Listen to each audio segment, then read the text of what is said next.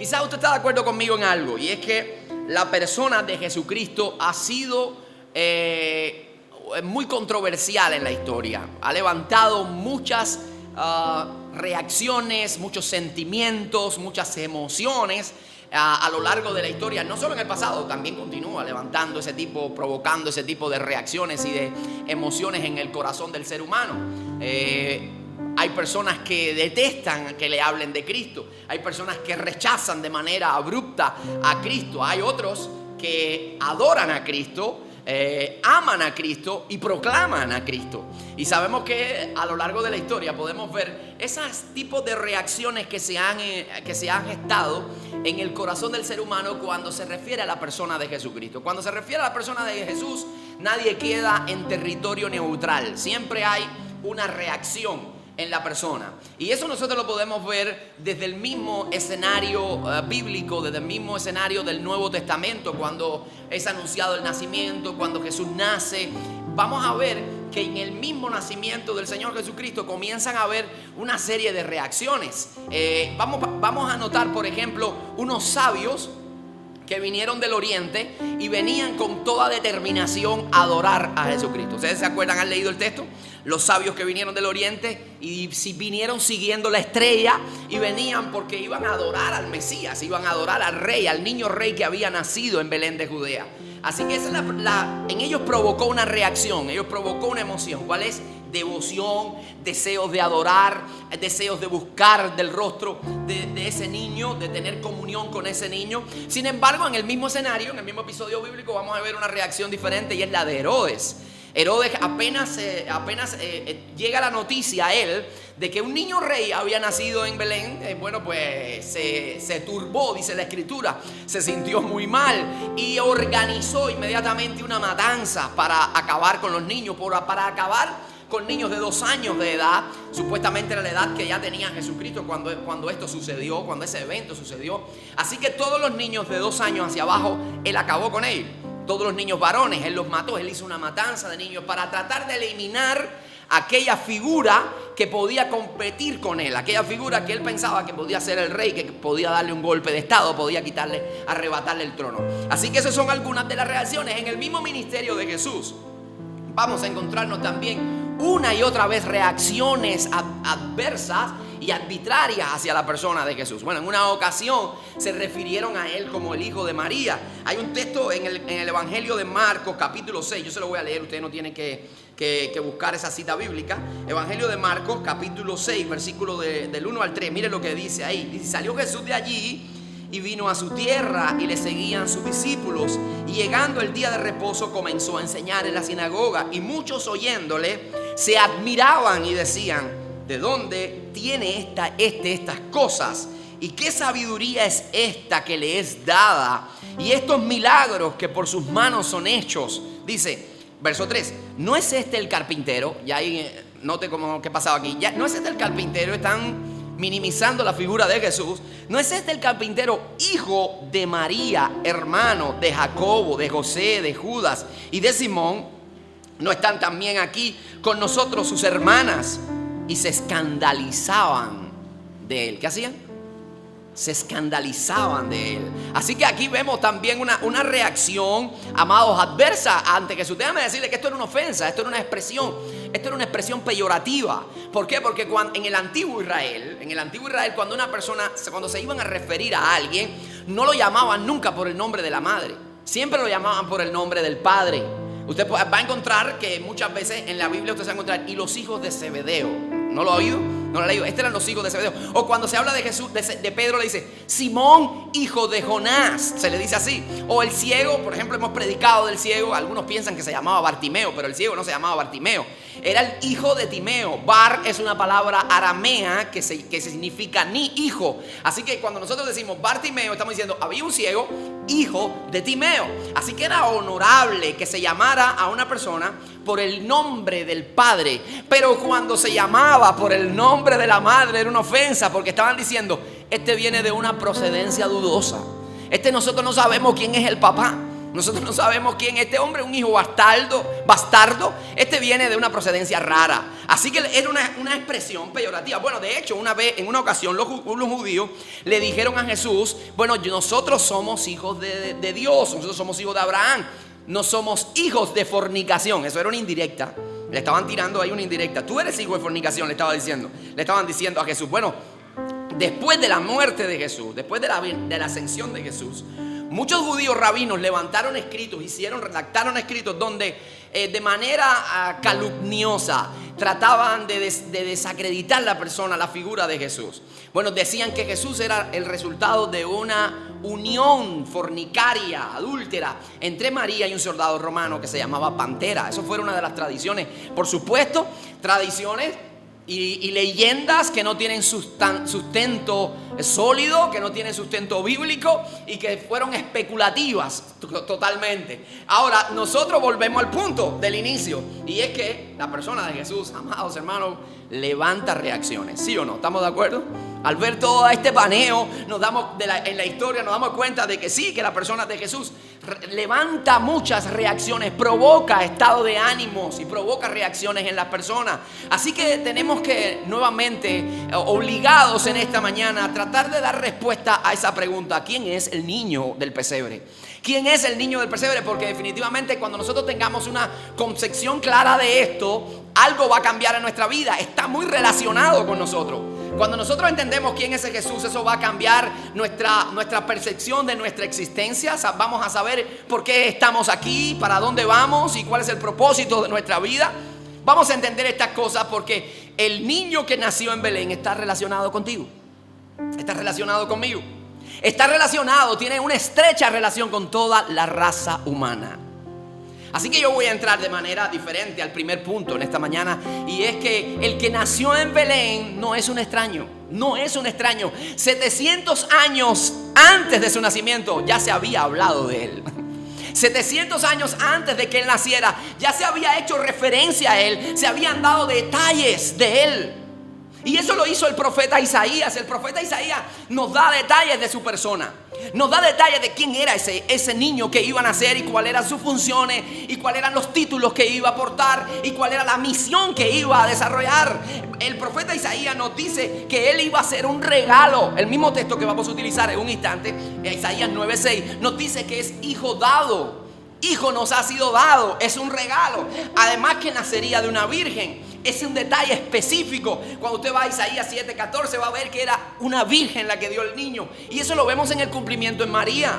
Igual que en Isaías 8:8, él nos da detalles minuciosos de que nacería de una virgen. Nos dice el profeta Isaías cientos de años antes que naciera Jesús que su nombre se llamaría Emmanuel.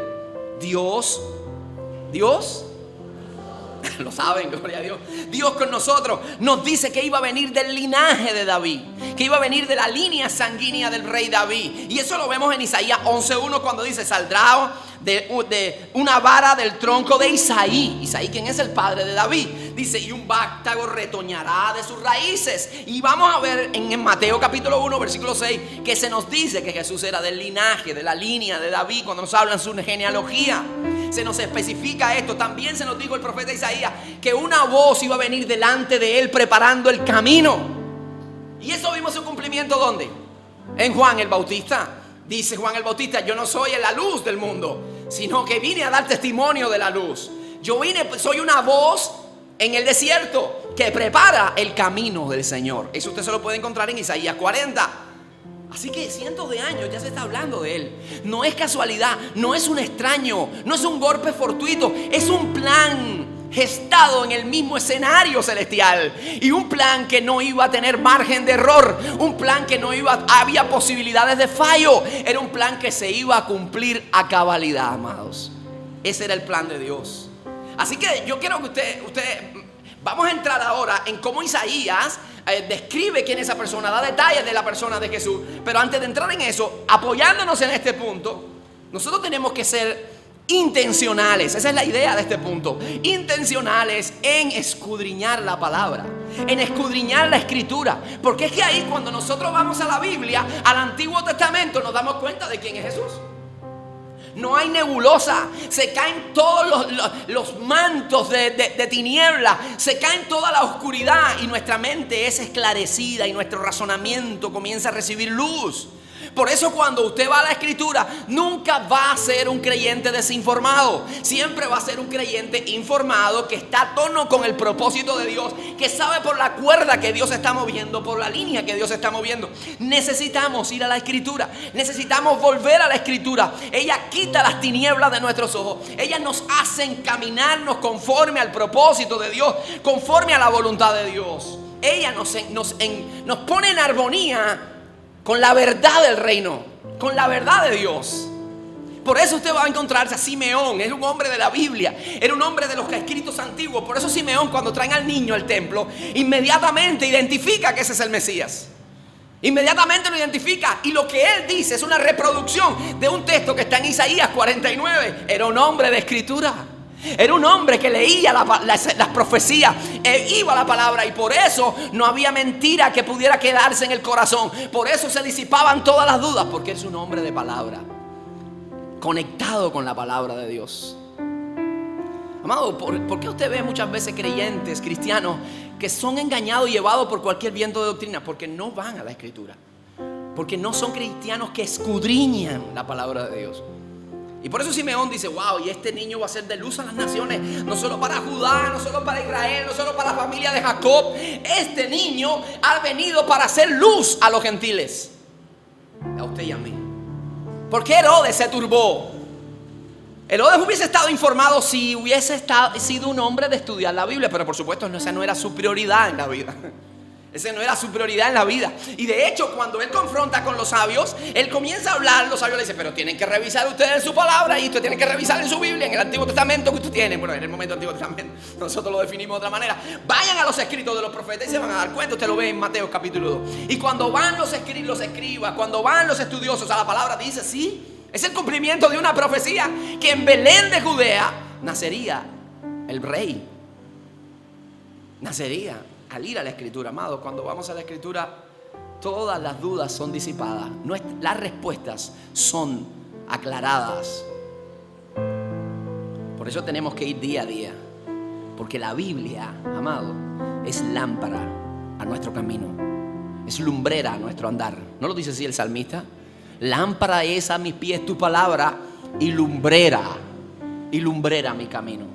Ella me enseña por dónde tengo que ir. Ella me enseña cómo tengo que proceder.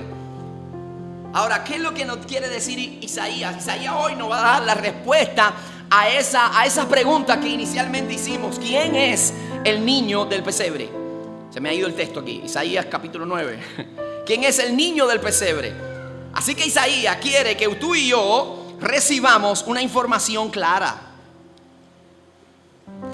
No que nos quedemos con esa imagen que muchas veces se nos regala en postales navideñas, esas imágenes tiernas, que nos quedemos solamente con esa imagen de: ay, el niño precioso que nació allí, qué bonito. Sino, Isaías quiere que nosotros llevemos un cuadro más elaborado, nos llevemos una imagen más correcta, más redondeada de ese niño que nació ahí.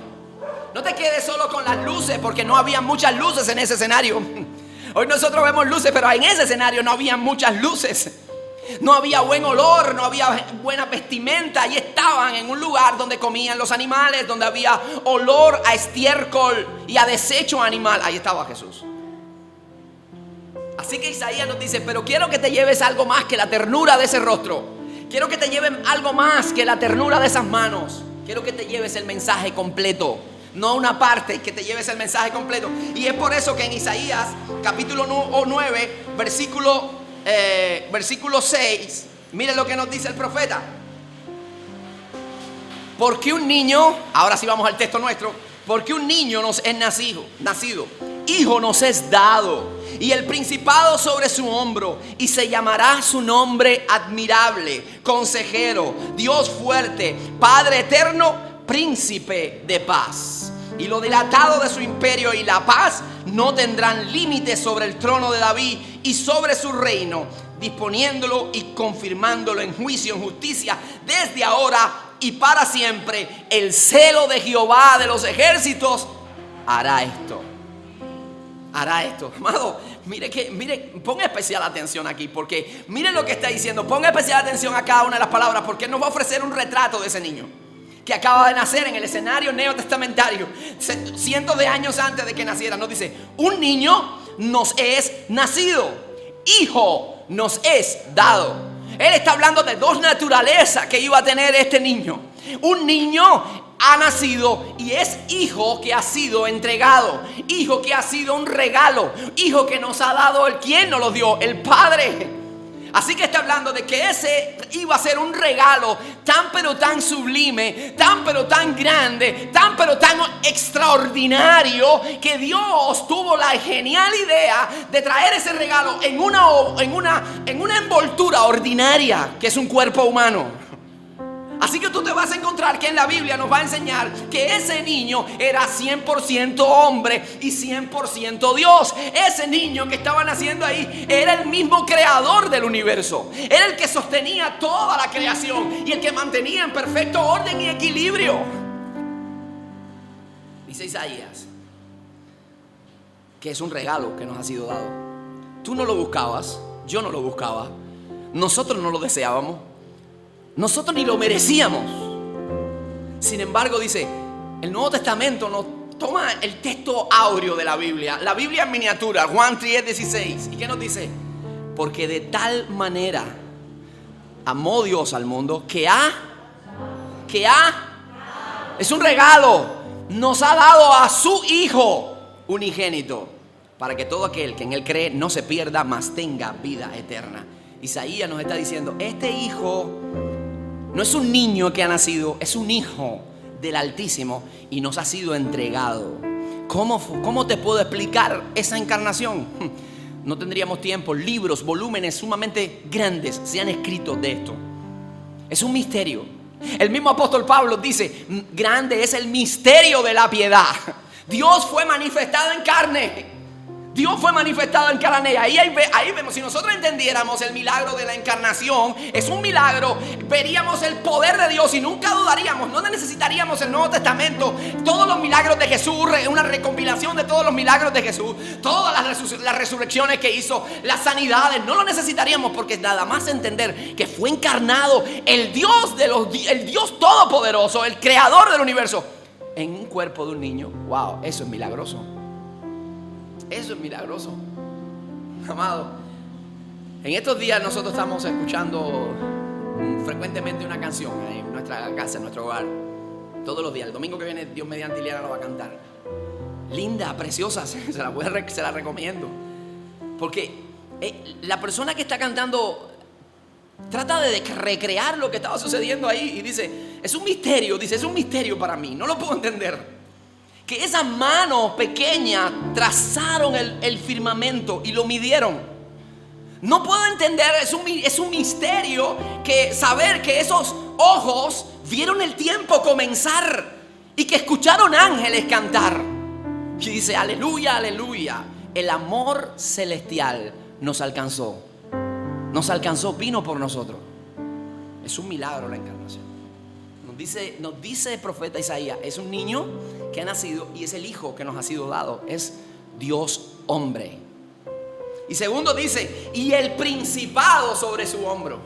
Wow, y el principado sobre su hombro, dice Isaías. ¿Qué no quiere decir? Dice, tiene todo el dominio, todo el gobierno, toda la autoridad, reposa sobre él. No hay nadie por encima de él. Él está por encima de todas las cosas, por encima de todo el mundo, y todos están por debajo de él.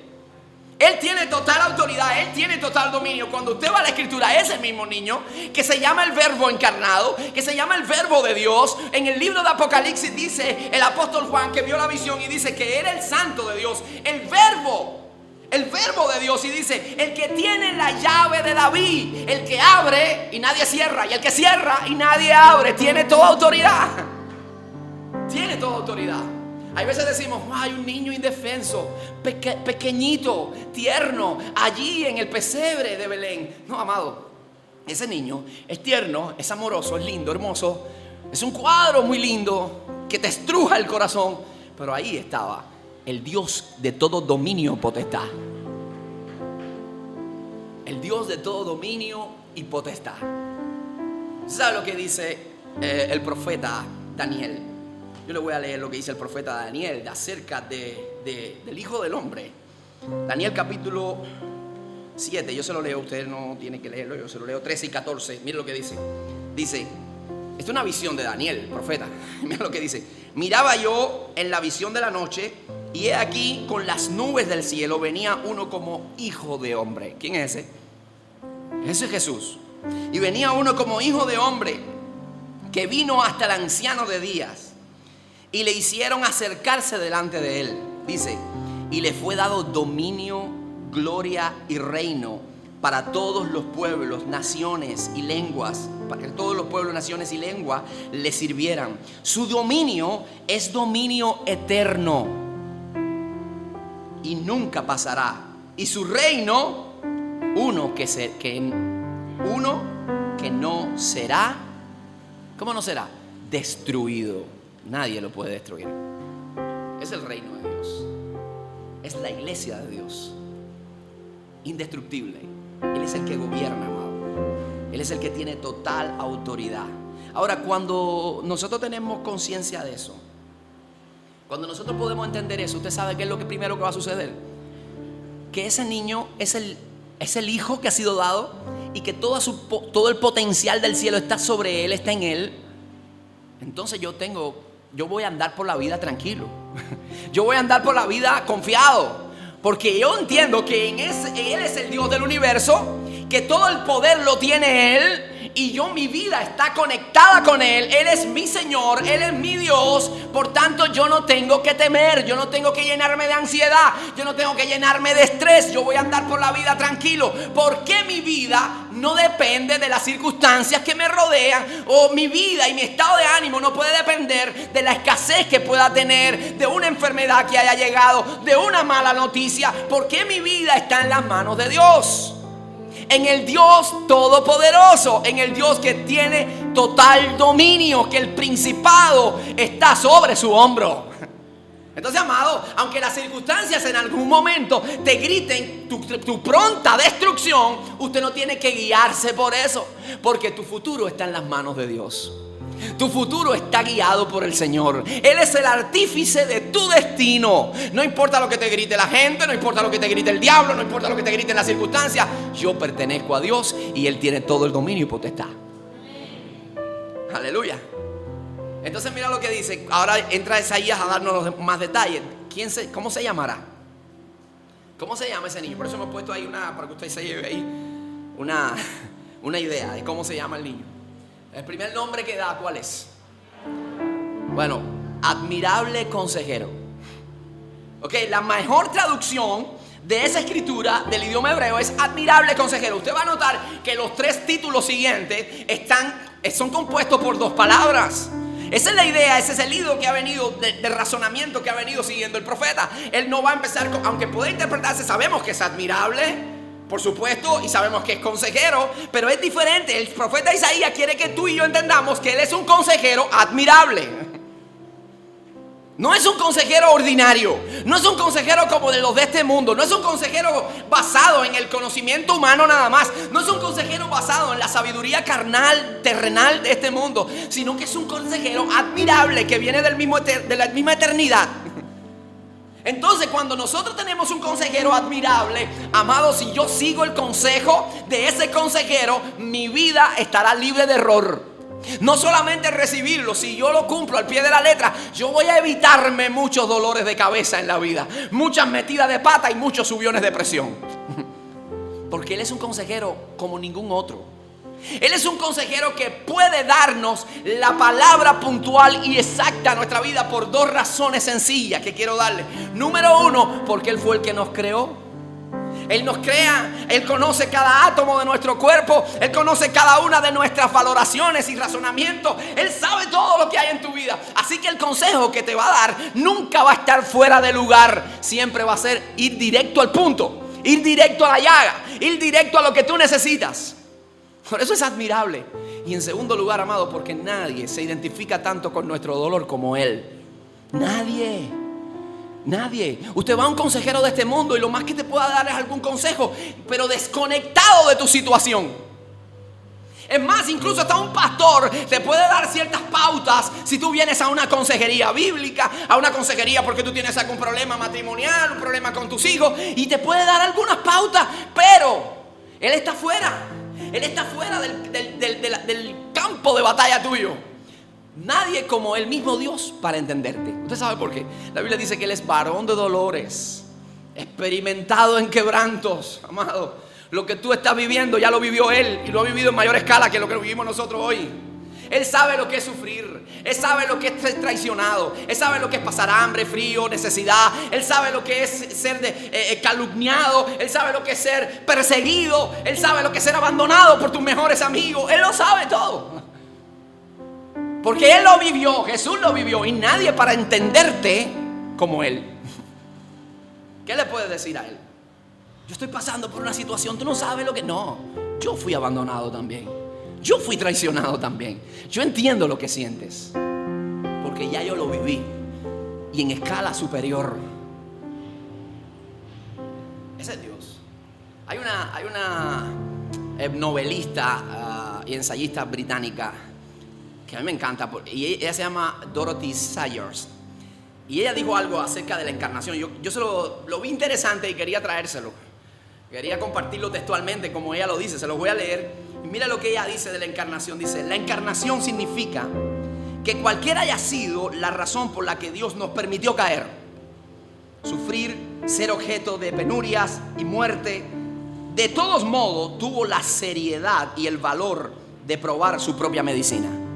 Dice: no le exige al hombre nada que él no se haya exigido a sí mismo.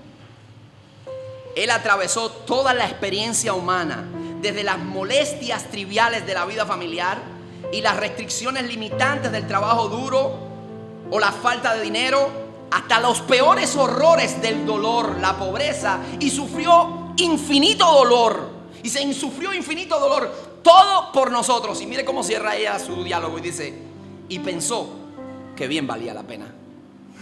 Y pensó que aún así valía la pena sufrir por nosotros, sufrir por ti, por mí. Amado, es impresionante. Es un consejero como nunca hay otro. Nunca habrá otro como Él. Él es el que camina contigo el valle de la sombra de la muerte. Él es el que va contigo donde nadie puede ir. Él es la luz que te ilumina cuando todas las demás luces a tu alrededor se han apagado, amado. Él es el que está cuando todos te han dado la espalda. Él es el que dice presente cuando te abandonaron. Él es el que te dice soy tu proveedor cuando todas las manos se han cerrado. Y Él es el que siempre va a darte el mejor consejo, porque te ama como nadie te ha amado en este mundo. ¿Estamos de acuerdo en eso? ¿Alguien me puede decir amén a eso? Y se le hace admirable consejero. Número 2, ¿cuál es el siguiente nombre? Dije que son pares. Dios fuerte. Dios fuerte. La mejor traducción, ¿cuál es? Es un guerrero victorioso. Eso es lo que quiere decir. Él es un guerrero, es un héroe victorioso. Es decir, que todos sus planes, todos sus proyectos están destinados al triunfo. Dios no improvisa en el camino. Dios no planifica para derrotas. Él todo lo que planifica es para la victoria. Él es un Dios victorioso, fuerte, y que siempre gana. Y cuando tú ves ese poder, lo ves desde la encarnación, en la crucifixión y en la resurrección. Lo puedes ver. Y si tú entiendes eso, si tú entiendes que Él es Dios fuerte, guerrero poderoso, guerrero en batalla, usted también puede andar tranquilo. ¿Cuándo entendemos que Él es Dios fuerte?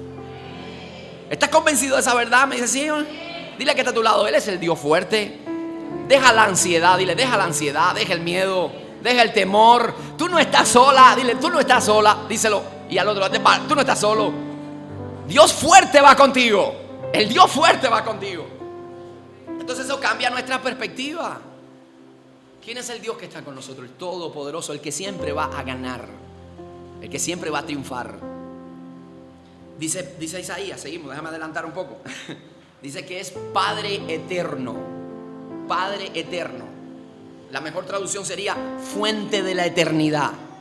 Está hablando del origen de la eternidad. Es decir, que Él no fue creado. Él no tiene principio ni tiene fin. Él es el alfa y la omega. No tiene principio de días ni finales de días.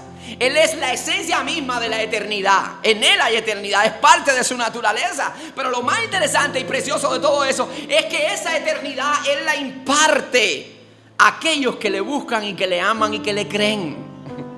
Él la imparte. Cuando leímos al empezar el culto, ¿qué leíamos? Juan capítulo 1. Nos está hablando de ese verbo que es Jesús. Nos está hablando de este mismo que está hablando el profeta Isaías. Y nos dice, en el principio era el verbo. El verbo era con Dios. El verbo es Jesús. El verbo encarnado. El verbo que se hizo carne, como dice más adelante, más abajo, el mismo texto de Juan. Dice, ese verbo se hizo carne y habitó entre nosotros y vimos su gloria. Gloria como del unigénito del Padre, lleno de gracia y de verdad. Dice, en el principio era ese verbo, estaba allí. Él estaba con el Padre y Él era Dios. En el principio era el verbo era con Dios y el verbo era Dios. Era Dios. ¿Te das cuenta de que no es como los testigos de Jehová dicen? ¿Se da cuenta de que Jesucristo es Dios? Así que estaba la eternidad. En otro momento Jesús mismo, hablando con algunos judíos, le dice, miren, ustedes están alardeando de que son hijos de Abraham y que ustedes conocen a Abraham y que ustedes son de ese linaje. Pero antes que Abraham fuese, yo soy. Cuando Abraham nació, cuando Abraham era un niñito, ya yo existía. Ya yo estaba. Él es el Padre de la eternidad. Y lo más precioso es que ese Padre de eternidad nos llena a aquellos que le creemos, a aquellos que le seguimos, a aquellos que le recibimos de su eternidad. Jesucristo dijo, Juan 6:47, de cierto te digo. Escuche, esa es una expresión que utilizaban los maestros, los rabinos judíos. Y cuando alguien te decía, de cierto te digo, está diciendo, ponle el cuño lo que te voy a decir, que esto es real. Lo que te voy a decir, no hay cambios. De cierto te digo, que el que cree en mí tiene vida eterna. Tiene vida eterna el que cree en mí. Entonces Él es el Padre de la eternidad. Y Él finalmente dice, príncipe de paz. Príncipe de paz. Wow. ¿Usted sabe cuál es la palabra que utiliza Él ahí? Es la palabra shalom. La palabra hebrea para paz es la palabra shalom. Usted ve las películas así que los hebreos dicen shalom. Y que muchos fines de semana te dicen shalom Jerusalén, o Shabbat shalom. Quiere decir tengas un sábado, celebres un Shabbat lleno de paz. Entonces, esa paz que se describe, ese príncipe de paz, ese que tiene el gobierno de paz, es una paz que va mucho más allá de la ausencia de conflictos. ¿Cómo se describe esa paz? Es un estado interior. Un estado interior de tranquilidad y armonía. Esa es la paz de Dios. ¿Quiere decir, pastor, que yo no tengo más problemas? ¿Que yo voy a tener ausencia de conflicto en mi vida? No dije eso. Tú vas a tener problemas también. Pero significa que aún en medio de tus problemas y de tus luchas, nada va a robar tu tranquilidad, nada va a robar tu paz y nada te va a robar la esperanza. Tú vas a estar tranquilo. Tú vas a estar tranquilo porque tú estás lleno de una paz indescriptible, una paz inmensa, una paz que sobrepasa el entendimiento humano. Esa es la paz que Dios nos da. Yo no puedo explicarle. Mire, el mismo salmista, viviendo conflictos, viviendo presiones, viviendo persecuciones y las tensiones de la guerra, el mismo salmista escribe uno de esos salmos, el Salmo 4, y él dice, en medio de las circunstancias más hostiles que está viviendo, en medio de los momentos más lúgubres, el salmista dice, en paz me acostaré y asimismo dormiré, porque solo tu Jehová me hace vivir confiado. ¿Cómo podía dormir? No sé. No había metocarbamol, meprobamato, no existía nada de eso. ¿Cómo podía dormir él? Porque tenía una paz en el alma, una paz en su corazón, que si sabía que tenía que salir de este mundo, con Dios iba. Y si Dios lo permitía estar en este mundo, con Dios estaría caminando todos los días de su vida. Así que esa paz le invade, esa paz le llena, esa paz le hace sonreír. Por eso lo dice. Hechos capítulo 12 nos encontramos a Pedro en medio de un escenario también bastante complejo. Pedro, ya mataron a Jacobo, lo atravesaron por espada, y Herodes quería hacer lo mismo con Pedro porque eso le había agradado a los judíos. Así que dijo, voy a matar ahora, lo voy a maltratar también. Y cuando Dios moviliza los cielos y envía un ángel a sacar a Pedro de la prisión, ¿usted sabe qué estaba haciendo Pedro? ¿Qué estaba haciendo Pedro? Durmiendo, hermano. ¿Cómo puede una persona pasando tanto dormir? ¿Usted no le ha pasado que hay gente que le ha dicho, pero si tú estás pasando, todo lo que tú estás pasando, ¿cómo tú puedes estar tranquilo? ¿Cómo tú puedes reírte? ¿Cómo tú, con todo lo que tú estás viviendo, con toda la situación, el contexto, la atmósfera que te rodea, cómo es posible que tú agarres y vas para la iglesia a cantar? ¿Cómo es posible que tú puedes dormir? ¿Cómo es posible? Nada, tengo la explicación y es sencilla, es muy breve. La paz de Dios me invade. La paz de Dios me llena, me satisface y me hace pleno y plena. Así es. Por eso Pedro dormía, el ángel lo tuvo que, oye, vamos que te abrí las puertas. El profeta Isaías dice, tú, Señor, tú guardarás. Daniela, pues ya. Dice, tú guardarás en completa paz. ¿En cuánta paz? A mediada paz. Esta no es la paz que el mundo da. Jesús dice, la paz que yo te dejo no es como la que el mundo te da. Yo les dejo mi paz. Mi paz es soberana, es superior, es plena. Mi paz os dejo y mi paz os doy. Y dice Isaías, tú guardarás en completa paz aquel cuyo pensamiento en ti persevera, porque en ti ha confiado. Porque en ti ha confiado. ¿Tú quieres tener paz de Dios en tu corazón? Piensa en Él. Llena tu mente de Dios. Llena tu mente de su palabra. Llena tu mente de sus promesas y te vas a llenar de la paz de Dios también. Vas a tener problemas, sí, pero eso no te va a serruchar el piso. Eso no va a hacer que tu estado cambie, porque tú sabes que es Jehová el que sustenta tu suerte. Que no son las circunstancias, que no son la gente, que no es la provisión que recibiste de afuera, que no es el buen salario ni los recursos. Quien te ayuda, quien te sustenta, quien te alimenta, quien te guarda, es el Dios del universo. Y Él te llena de una enorme paz.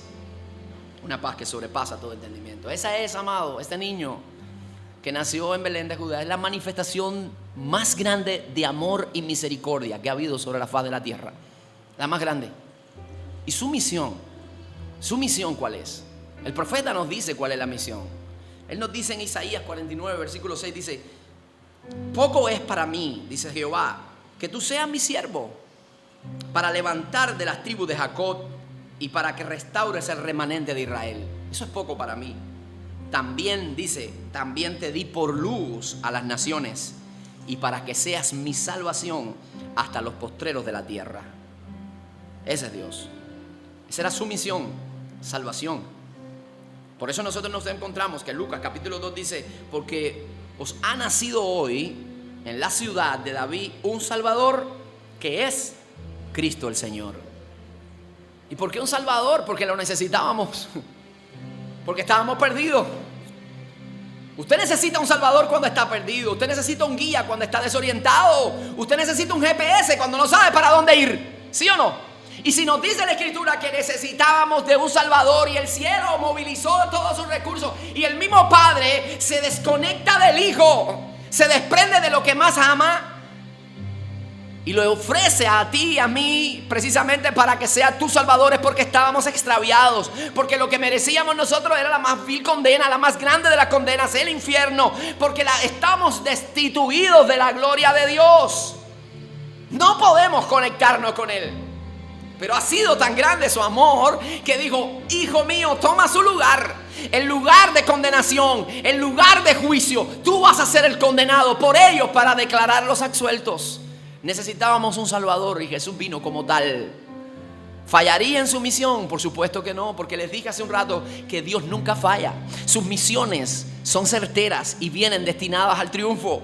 Así que Él vino como Salvador, nunca iba a fallar.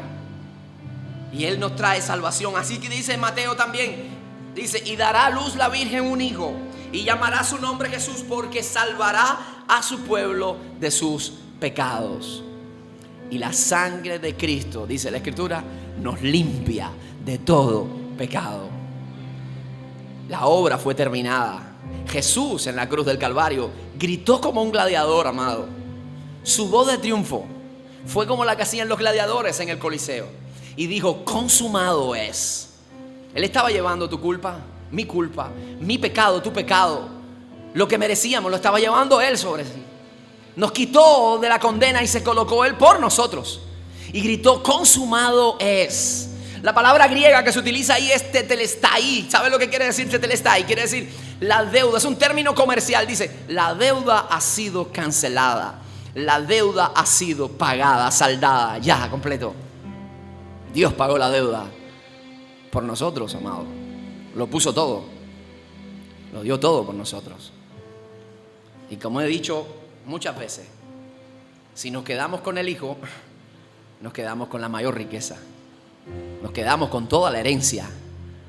Nos quedamos con lo más grande. Él es el Cordero que vino para vencer. El apóstol Juan, ya cuando se recibe su visión del Apocalipsis, termina diciendo allá en la batalla del Armagedón, aquellos que les gustan los acontecimientos escatológicos, dice que ese era el Cordero, dice, y pelearán contra el Cordero, y el Cordero los vencerá, porque Él es Rey de reyes y Señor de señores, y los que con Él están, dice, son llamados, elegidos y fieles. Usted y yo estamos ahí, usted y yo estamos ahí. Estamos al final de la historia. Y el libro de Apocalipsis dice que los que están con Él, al final, ganan con Él, triunfan con Él. Así que podemos confiar en Dios. La victoria ha sido alcanzada y nosotros tenemos que disfrutar de ella. ¿Cómo? Permaneciendo y confiando en Dios. ¿Cuántos victoriosos hay acá en esta mañana? Usted es victorioso, póngase de pie. Y si usted es de los victoriosos, vamos a hacer algo. Denle un aplauso al Rey que venció. Él es el que ganó la victoria. Él es el que triunfó por nosotros. Lo ganó. Él merece toda nuestra gloria, nuestra alabanza, nuestra exaltación. Lo merece. Nuestro aplauso, Él lo merece. Así que dale fuerte, fuerte, fuerte, fuerte, fuerte el aplauso al que lo merece. A Él es la gloria, a Él es la honra y la alabanza. Amados, cerremos nuestros ojos y adoremos a Dios un momento. Si hay alguna persona aquí en esta mañana que nos ha visitado hoy por primera vez, o quizás nos has visitado en otras ocasiones, pero nunca has invitado al Cordero de Dios a habitar en tu corazón, a ser tu amigo y Señor, y quieres que hoy mismo ese niño que nació en un pesebre ahora nazca en tu corazón y traiga con él el nacimiento de esperanza, el nacimiento de alegría, el nacimiento de un nuevo futuro para ti, de nuevas expectativas.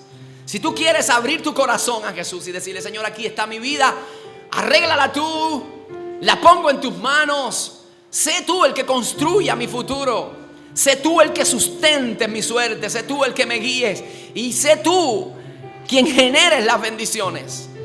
Si eres tú que quieres entender, has entendido esto, que murió por ti, tomó tu lugar y hoy quieres entregar su corazón y saber que al salir de este lugar te vas con la convicción de que eres hijo, hija de Dios y que Él está contigo y que nada te puede separar de la salvación tan grande que Él compró para ti.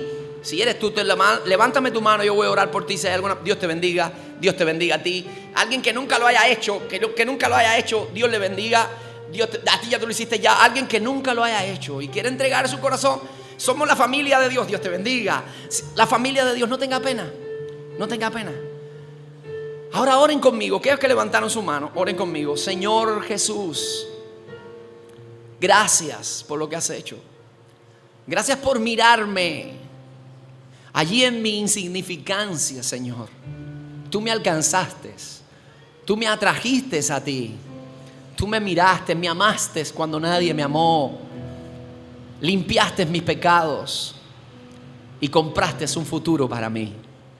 Ayúdame a creer, a confiar y a caminar contigo. Escribe mi nombre en el libro de la vida, Señor. Y al salir de este lugar esta mañana, me vaya con la convicción de que tú vas conmigo, de que tú eres mi Señor, mi Salvador, mi amigo, mi guía.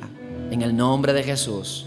Amén y amén. Gloria a Dios. Vamos a darle un aplauso a esta vida que valientemente Han hecho esta oración.